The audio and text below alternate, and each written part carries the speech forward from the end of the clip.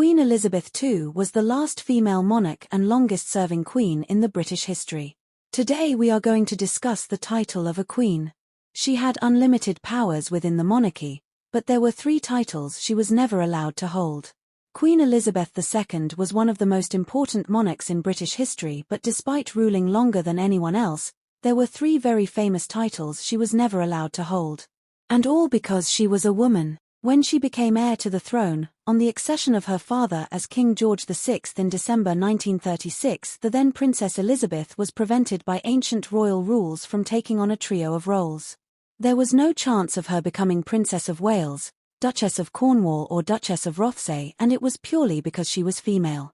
The title of Prince of Wales has been given to the heir to the British throne for centuries. In 1301 King Edward I made his son, Edward, the Prince of Wales.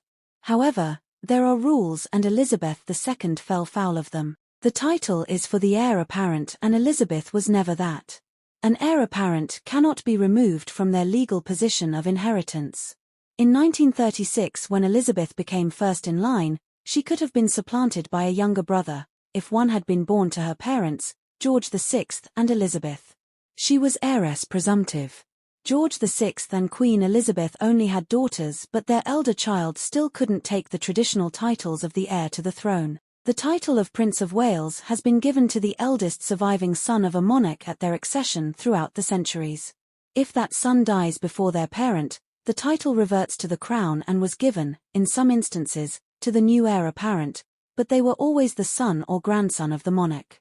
In 2012, the Succession to the Crown Bill brought in absolute primogeniture, meaning any future female heir to the throne is an apparent, not a presumptive claimant. Because brothers could bump sisters until then, there have been very few female heirs to the throne, and debate around whether they should be Princess of Wales has been limited. However, it seems strange that there is even still a question over the possibility in an all-new 21st century monarchy. There have been more questions about the Duchy of Cornwall, the estate that traditionally passes to the heir on the accession of a new monarch. The huge land holdings and the title that comes with them have been reserved for the first son of a monarch since the 14th century, when Edward III created the Cornish dukedom for his eldest son. The Duchy of Cornwall is famously wealthy. In 1830 the Whigs asked for the money but lost the battle as they needed royal support for another policy.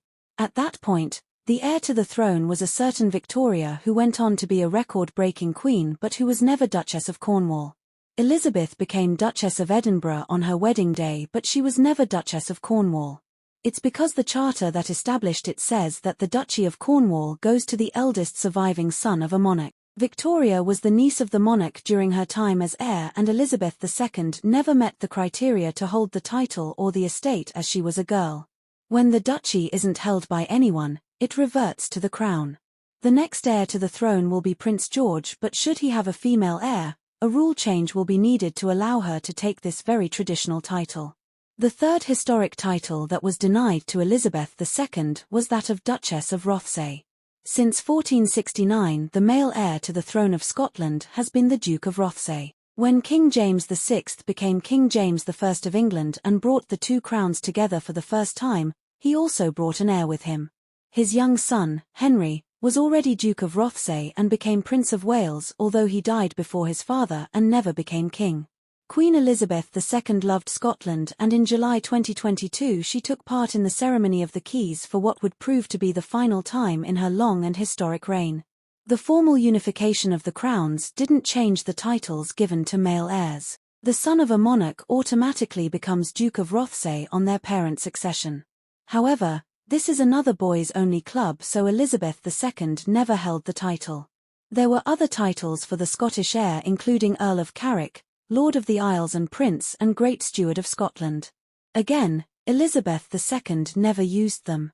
The big question now is when and how the rules will be changed to ensure any future female heir to the throne has as much right to the traditional titles as a man.